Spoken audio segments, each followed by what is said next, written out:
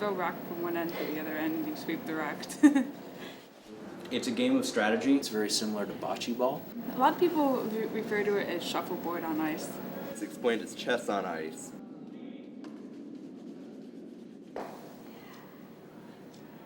Let me start over. Curling, a sport perceived by most Americans as an obscure game from the North, but for a group of students from Rochester Institute of Technology, curling is a passionate pastime. For the past several years, the RIT Club has been practicing weekly at the local Rochester Curling Lodge. I went to the club fair and I saw that we had a team and immediately signed up. It's a little bit of a competitive attitude, but it's mostly just when we're here, just coming and having a good time. So I decided to investigate what made curling such a thrilling pursuit. Jason Scott, advisor of the RIT Curling Club, was kind enough to sit down and explain the basics of curling. Each curling team has 4 players. The first 2 stones are delivered by the lead. The next 2 stones are delivered by the second. The third position is usually called the vice skip, and they deliver the next 2 stones, and then the 7th and the 8th stone are delivered by the skip. Understanding the foundations of the sport was just the beginning. The equipment even had its own lingo.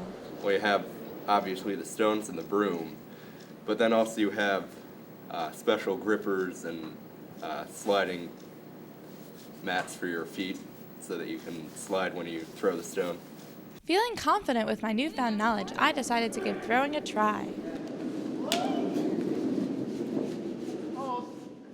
I wasn't the only one having trouble with the fundamentals of curling.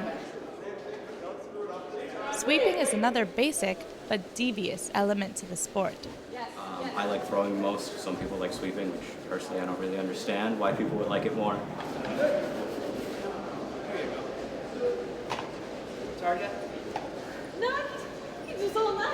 And finally, I was curious as to how well my shots would have scored. Curling is scored in the house, which is what the rings are called. Whichever team has the stone closest to the center gets a point, and then every stone of theirs that is closer than one of the opposing teams is another additional point. Apparently, I have a long way to go before I can consider myself a true master of curling.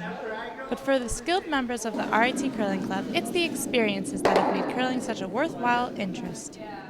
Just a friendly competition.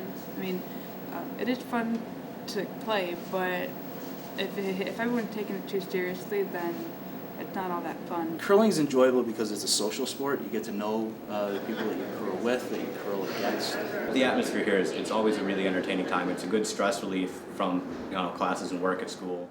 And for myself, curling has proved to be quite an addicting challenge.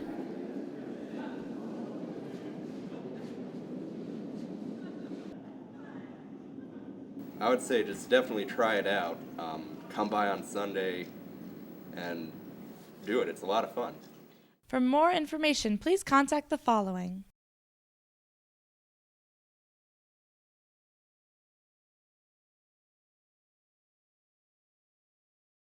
For Campus Connections, I'm Rachel Rood.